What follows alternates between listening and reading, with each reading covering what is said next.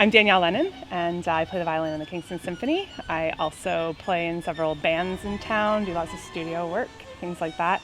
And I'm also the conductor of the Kingston A strings and youth strings. So when I was about 12 years old, I had already done piano and some band instruments, and I was singing in the children's choir in Hamilton, and we went on tour to Nova Scotia.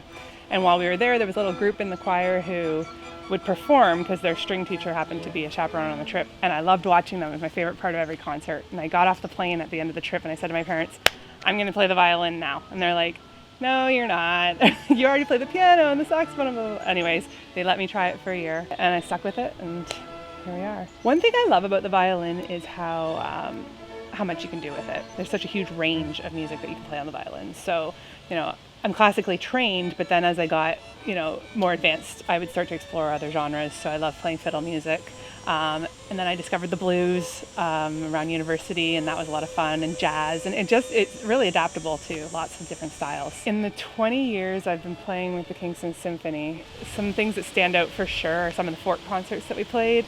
Playing along with anything when we're playing with a band is always really exciting to me. I've had quite a few in the recent past that have ended in us welling up at the end, and that to me is always such a magical thing, especially since my stand partner tends to do it too. So we get really emotionally involved. Anything where the second violins just get to go that's always the best.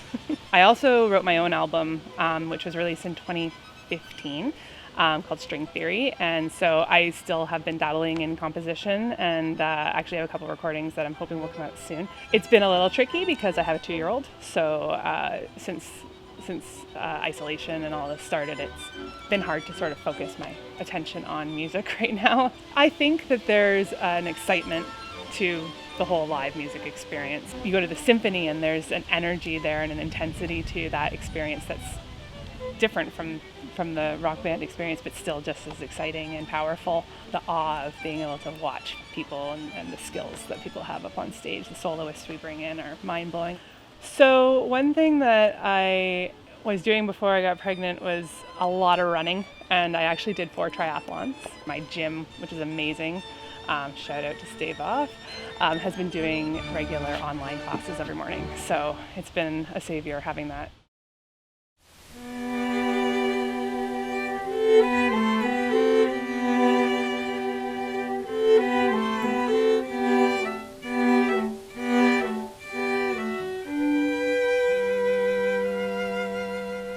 I've been playing with the Limestone Trio. I was trying to figure it out, I think about 10 or 11 years now. Lisa started the trio, and I joined when the second violinist stepped aside. Our main gig is weddings. That's what we spend most of the summer doing, sometimes multiple weddings in one day. So we'll play anything from the ceremony and the cocktails to, a full... We actually were hired to play for the first dance on more than one occasion.